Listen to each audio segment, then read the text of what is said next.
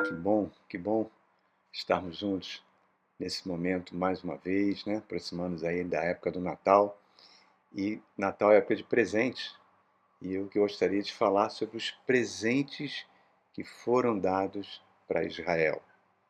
E eu vou lá na famosa, linda, maravilhosa Epístola de São Paulo aos Romanos, no capítulo 9, né? Nós iniciamos uma nova sessão que vai até o capítulo 11.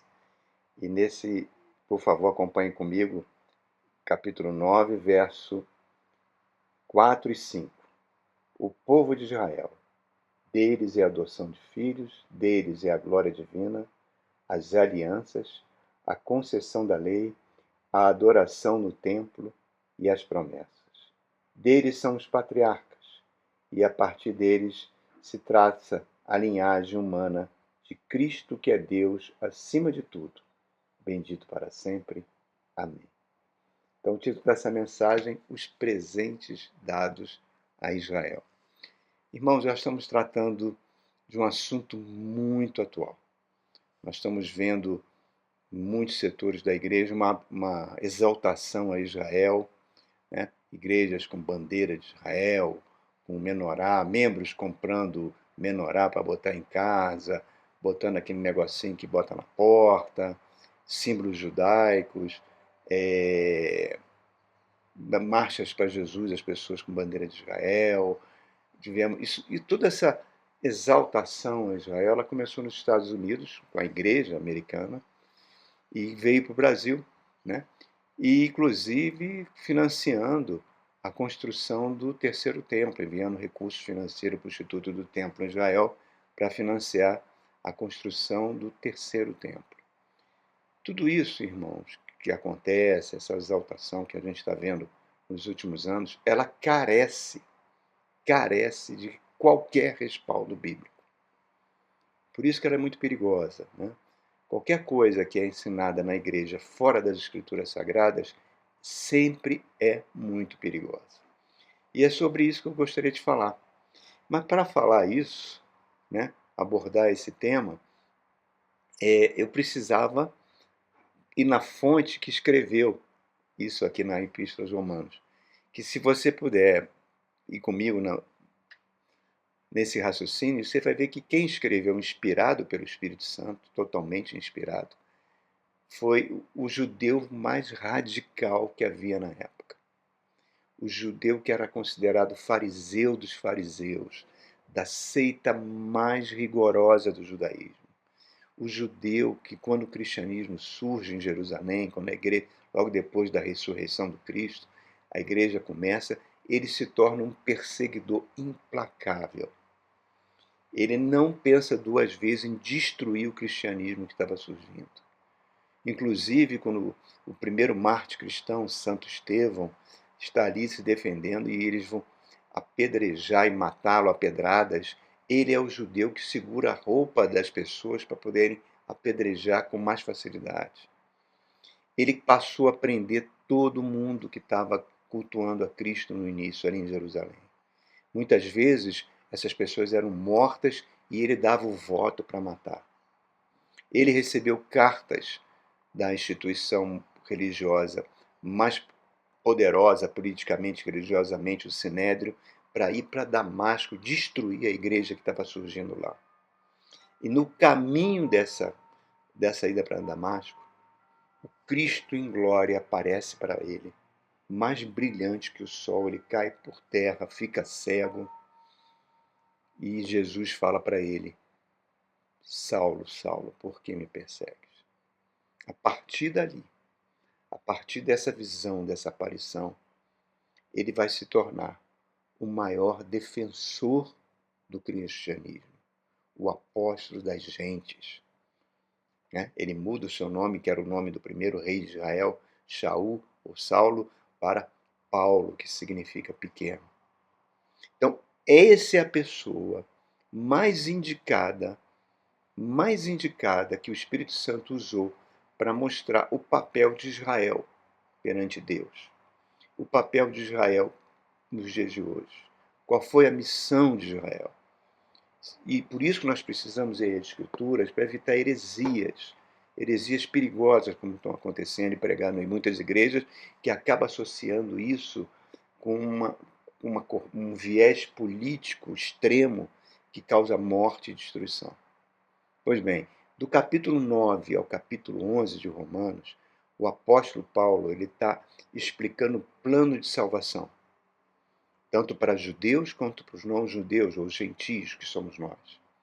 Romanos 9, ele fala sobre um tema bastante espinhoso, que é sobre a eleição e a predestinação. Calvino se sentia altamente desconfortável em pregar sobre isso. Romanos 10, ele vai falar sobre a justificação pela fé.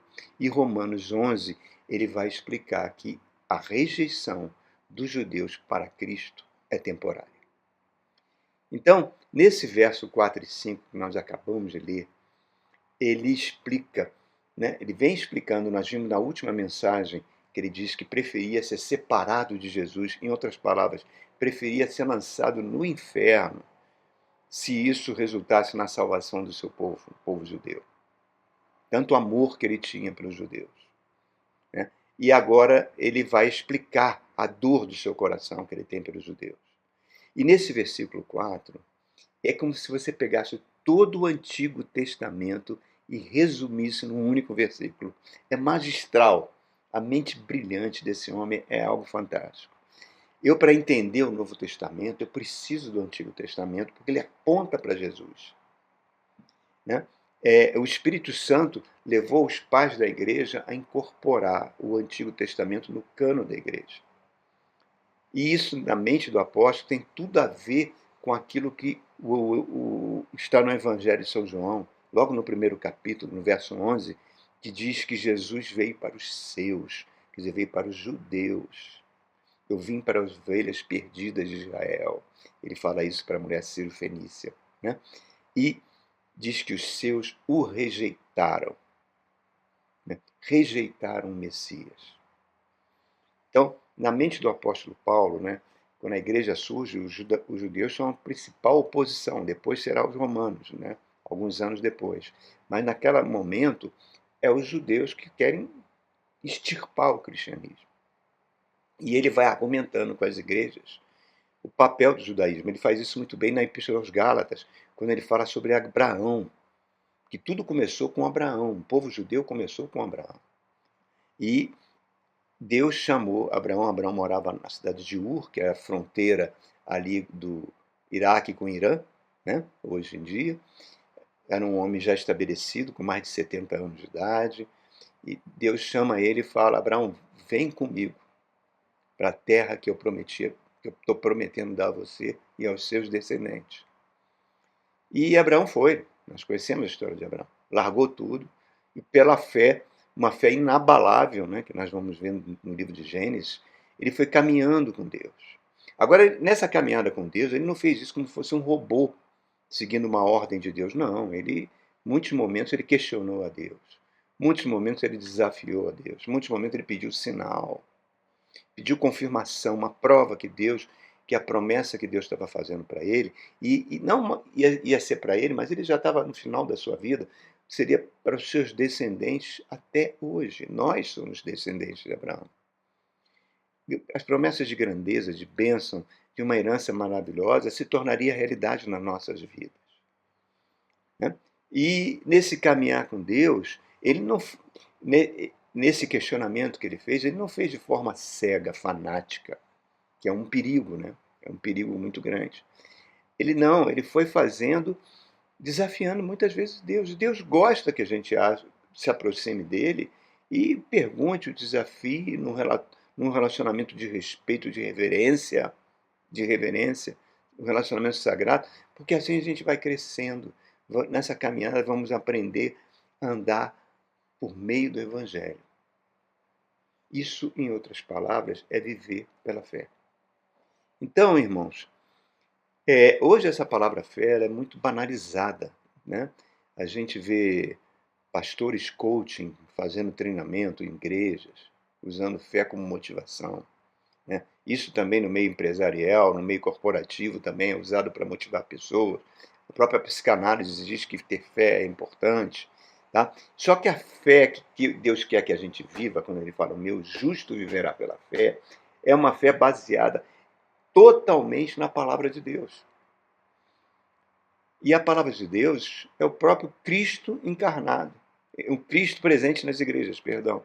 Porque diz que no princípio era a palavra estava com Deus, e a palavra era Deus, e a palavra habitou entre nós, falando da própria pessoa do Cristo, que é o Criador, junto com Deus, de todas as coisas. Então, reparem, a palavra, ela, quando a gente incorpora ela na nossa vida, ela se torna algo sobrenatural. E ser sobrenatural, ela é uma chave para abrir portas para que os milagres aconteçam. Viver pelo Evangelho é viver pela fé, né? Não se baseia naquilo que a gente está vendo. E a gente vai entendendo que nós temos dentro de nós uma grande oposição a isso. Um poder que atua em nós, que a Bíblia chama de pecado. Pecado não é você matar, trair, adulterar, isso são consequências do pecado, consequências terríveis. Pecado não. É um poder que nos faz ser egoístas, centrados em nós mesmos, né? Que impede que a gente ame a Deus e ame ao próximo, que são os dois principais mandamentos da lei.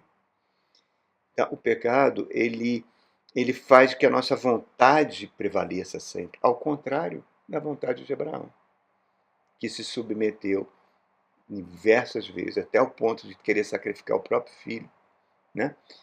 Por isso ele é chamado pai da fé. E o povo judeu, por seu turno, recebe o tratamento de filhos de Abraão, né? Reparem, lá em João capítulo 8 tem uma discussão muito dura, um debate muito acalorado e duro, desrespeitoso dos judeus para com Jesus. E Jesus começa a questionar a paternidade dele. Não, nós somos filhos de Abraão, nós nunca fomos escravos de ninguém. E Jesus, se vocês fossem filhos de Abraão, teriam feito o que Abraão fez. Aí o diálogo continua, e ele depara, não somos bastardos, somos filhos de Deus. E Jesus falou, se vocês fossem filhos de Deus, vocês não me atacariam, porque eu vim de Deus, a quem vocês chamam de Pai. Eu o conheço, vocês não o conhecem. E depois ele fala uma palavra duríssima, vocês são filhos do diabo, que é assassino, é mentiroso, é o pai das fake news, é o que faz a cabeça das pessoas. Vocês são filhos dele, porque vocês estão fazendo a vontade deles. É uma palavra extremamente forte, né? Mas estamos abordando essa questão da paternidade. Então, irmãos, vamos pensar um pouco mais nisso. O Salmo 147 diz que Israel veio para o mundo para realizar uma grande obra no mundo. Deus queria usar o povo judeu para fazer uma grande obra no mundo, para efetuar o seu propósito da salvação. Então, no fringir dos ovos, Israel veio a existir por dois motivos. O primeiro motivo foi para herdar a terra prometida a Abraão, que é a terra prometida hoje, onde Israel está, ali, naquele local. Porque a criança, o descendente de Abraão, tinha que nascer ali. Vamos entender esse mistério. Muitas vezes a gente vê essa ênfase muito grande para Jerusalém, os judeus querendo reconstruir o terceiro templo naquele Monte Santo. Naquele Monte Santo, tá? Foi onde Davi viu o anjo com a espada, né? Havia uma peste matando as pessoas. Davi faz uma oração para Deus, pede para que o anjo não faça mais aquilo, e compra aquela região, tá? E naquela região o seu filho Salomão vai construir o primeiro templo. Naquele local, os judeus creem que é o mesmo lugar também que Abraão ia sacrificar Isaque. E os rabinos judeus entendem que aquele local do monte do templo é onde nasceu Adão, onde Adão foi criado. O Éden era ali. Olha só, irmão. Por isso que Jesus fala que um profeta não deve morrer fora de Jerusalém, e o filho tem que morrer em Jerusalém. Porque a partir do filho, a partir de Jesus, olha só, com Adão foi criada uma humanidade, certo? O pecado degenerou essa humanidade. Agora, com Jesus, vai ser criada a segunda humanidade. Agora, aqueles que são filhos do Espírito Santo, que são guiados pelo Espírito Santo, são filhos de Deus. Romanos 8,14. Não está mais restrito aos judeus. É todo aquele que é guiado pelo Espírito Santo. E uma nova raça vai sair. Por isso que a Bíblia chama Jesus de o segundo Adão. Olha só. Então, daí a gente está entendendo a importância desse local. Então, Israel veio existir por dois motivos. Para que naquele local, né, a Terra Santa, como é chamada, nascesse a criança prometida, a Eva, lá em Gênesis capítulo 3, o descendente que esmagaria a cabeça da serpente, Jesus Cristo. Aí a gente vai entendendo a importância de Israel. Ok? Vamos acompanhando comigo. Então, nesse verso 4 de Romanos capítulo 9, a gente vê que para isso Deus deu 6 presentes para Israel. A adoção, a glória, deixou participar da glória de Deus, as alianças, a lei, o culto e as promessas. Vamos falar sobre esses presentes, que é o título da nossa mensagem. Primeiro presente, a adoção. Em várias passagens do Antigo Testamento é dito que Deus trata Israel como filho. Em Êxodo capítulo 4, Deus fala para Moisés: diga ao faraó que Israel é meu filho.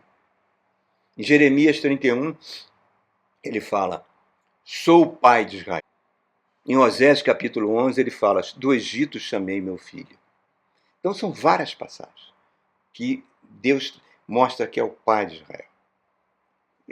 Israel foi adotado por Deus. A Bíblia diz que agora quem foi adotado é a igreja, eu e você.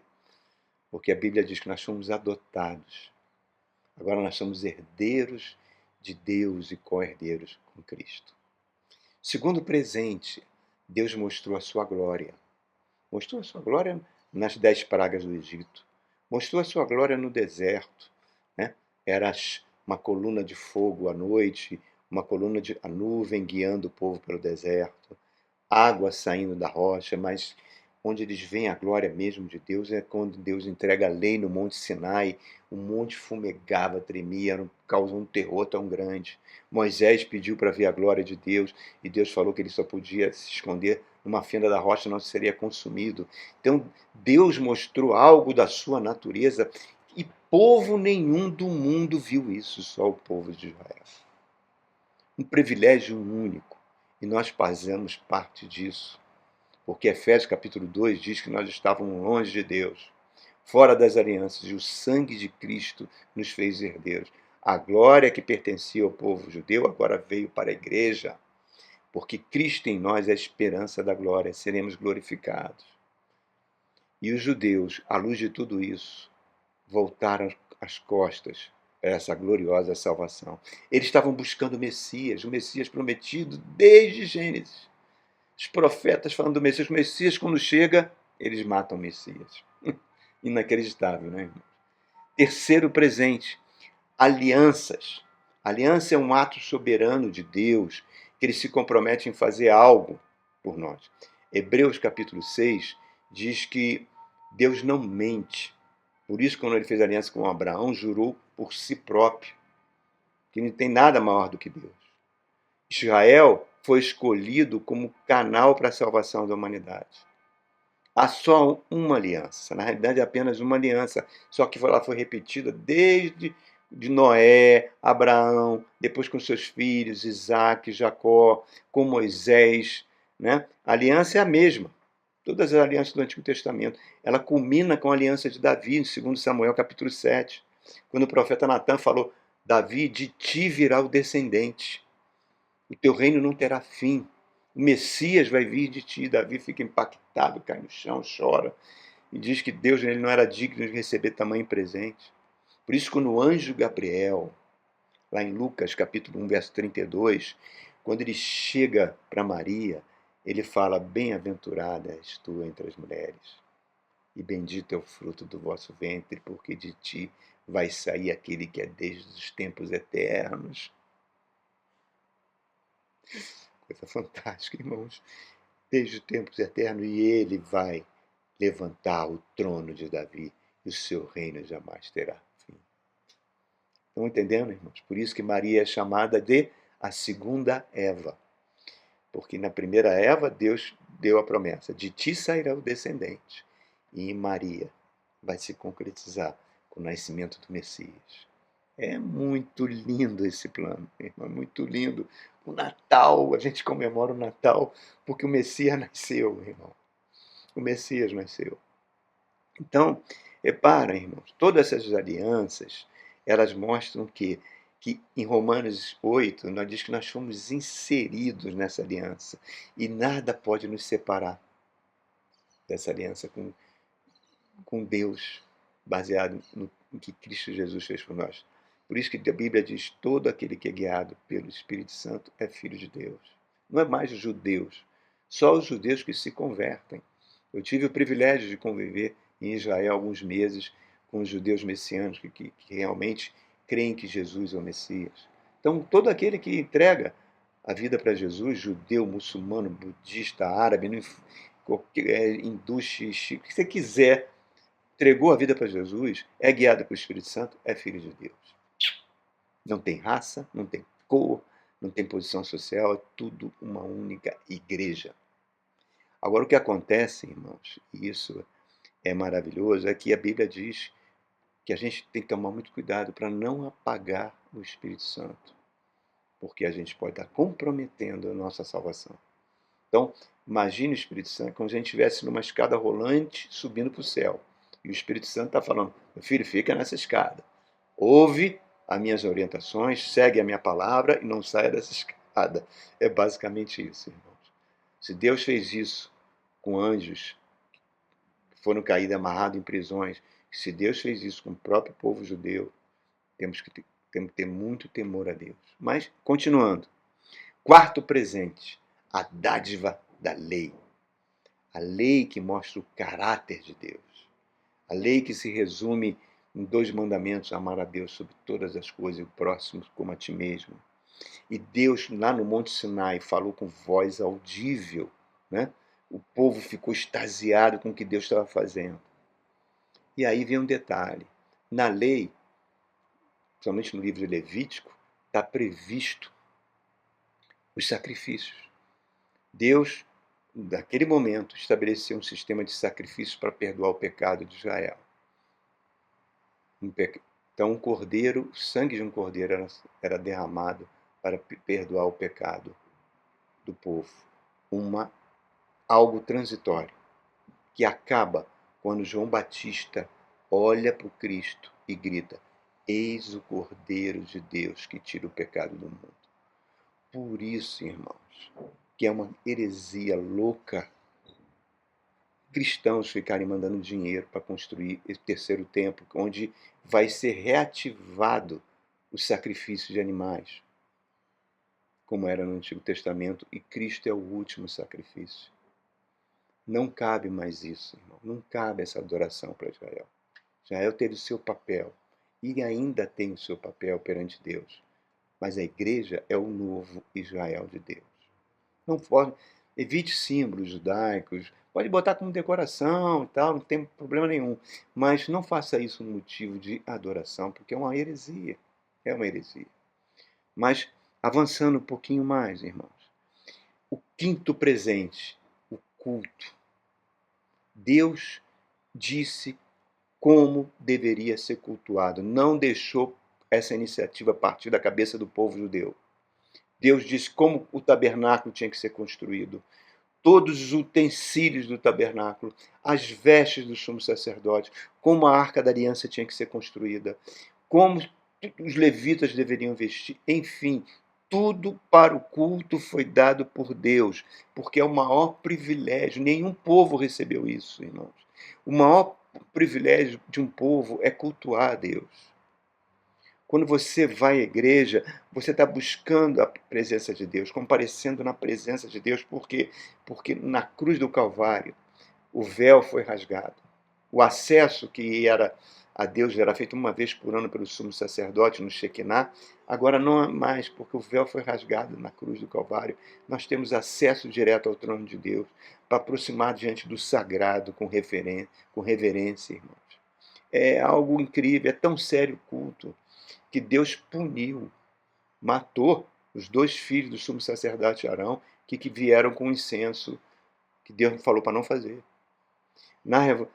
Questionaram até que os judeus no deserto questionaram se Arão realmente era o escolhido para ser sumo sacerdote. Coré, né? A revolta de Coré, e Dantã, de Abirão, aquela revolta que matou todo mundo ali, dos revoltosos.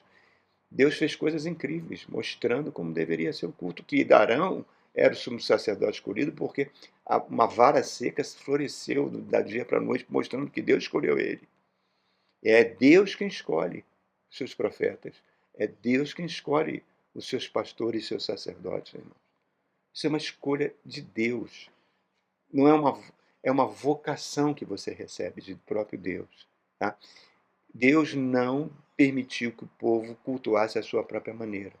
Tanto é que quando o povo começa a absorver a cultura dos povos vizinhos e vai se deformando, eles vão deformando o culto, acabou no exílio, na destruição do país.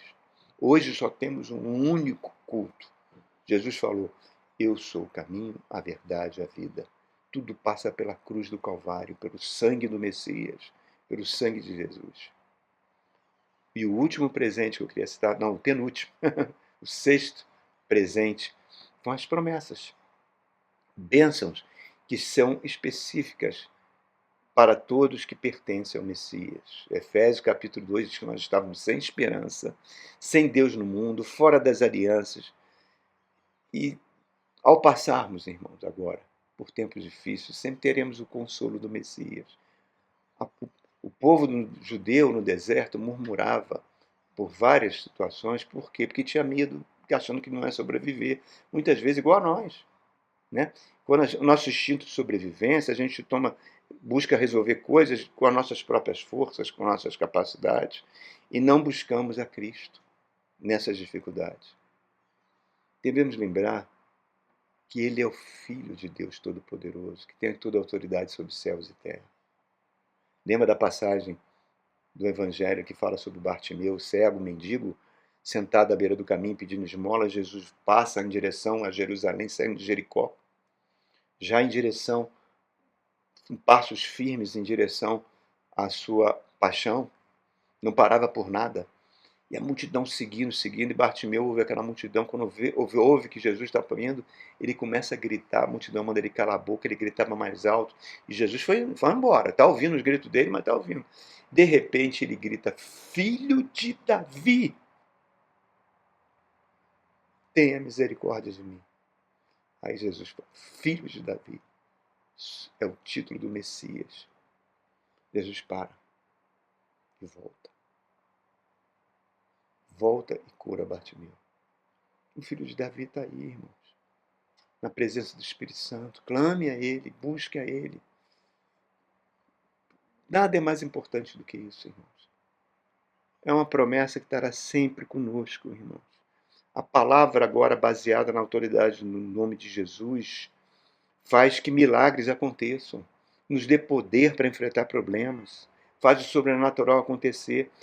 Aquele que cuidou de Israel no passado, cuida de nós hoje e está cuidando do nosso futuro.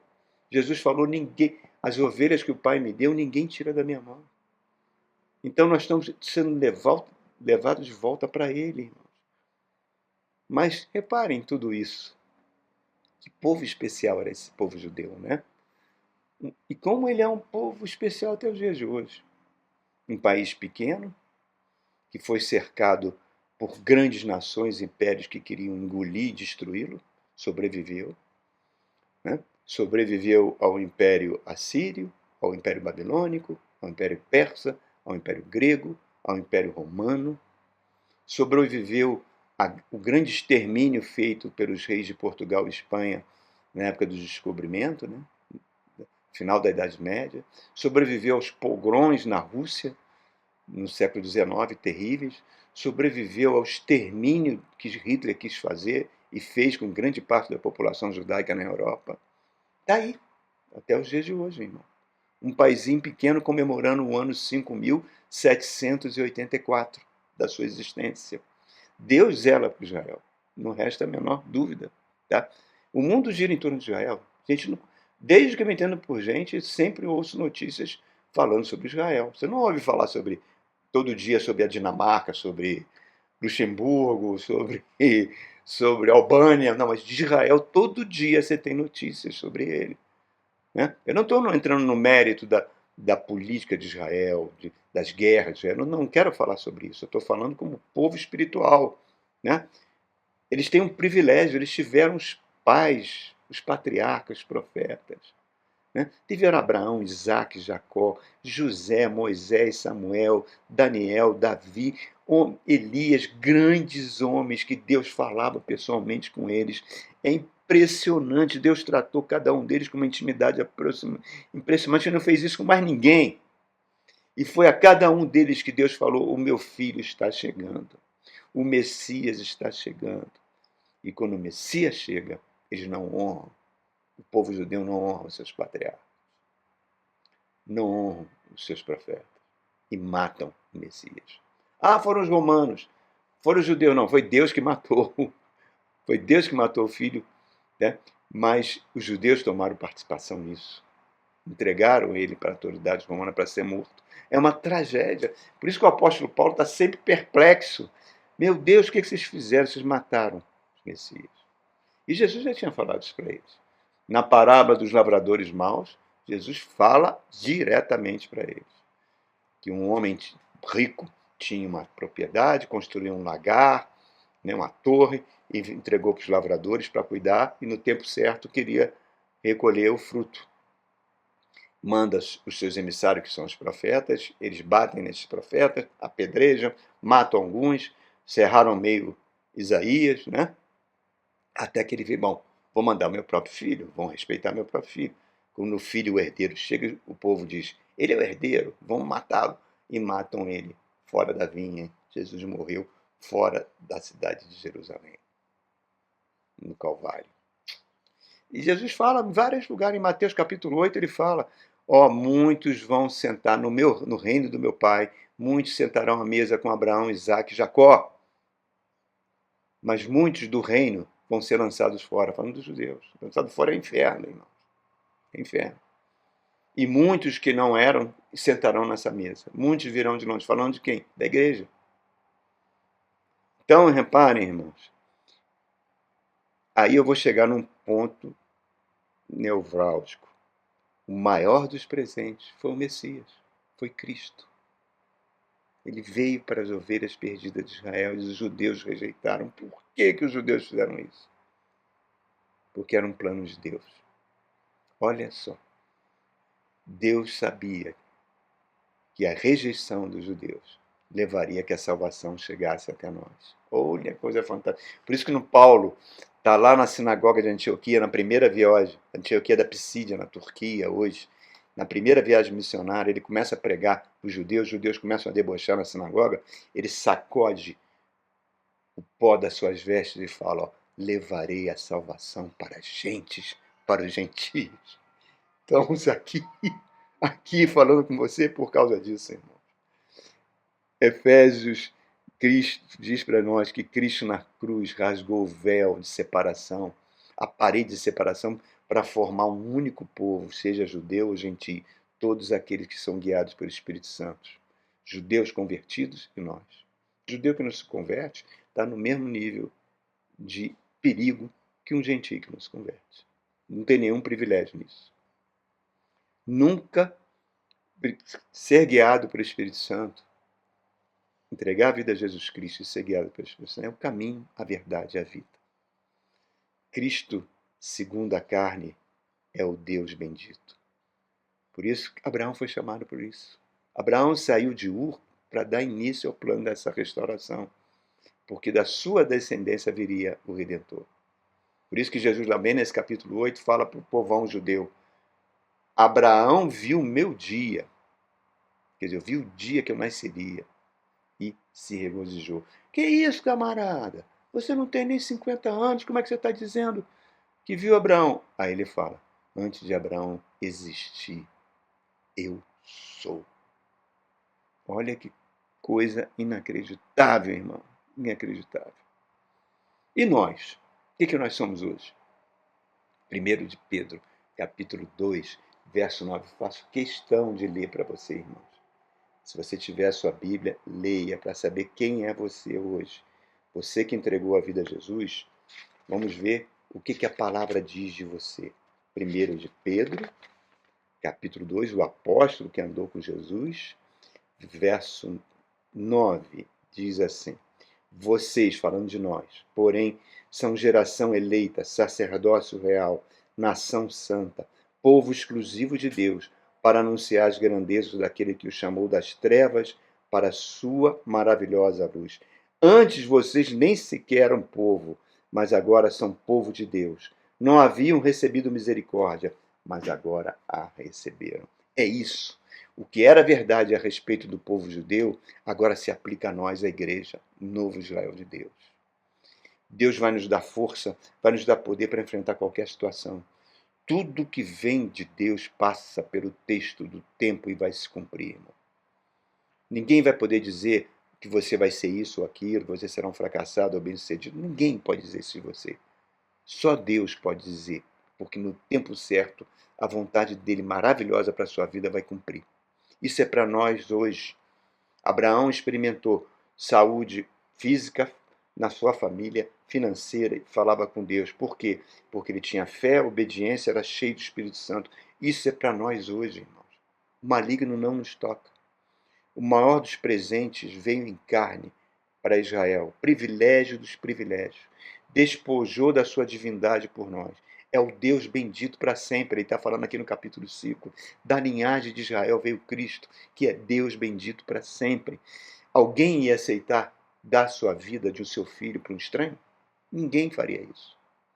E ele fez isso por nós, porque Deus amou o mundo de tal maneira que deu o seu filho.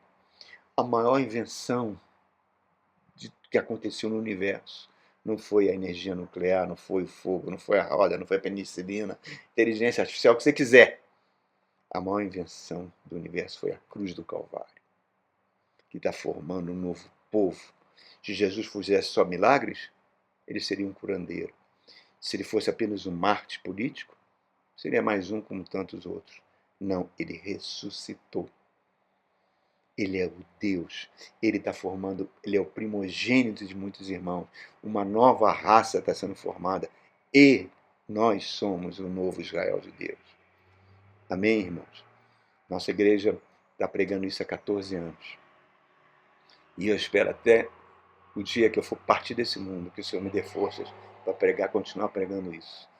Um grande abraço para você, querido.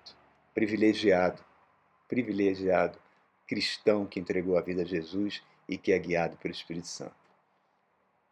Deus abençoe.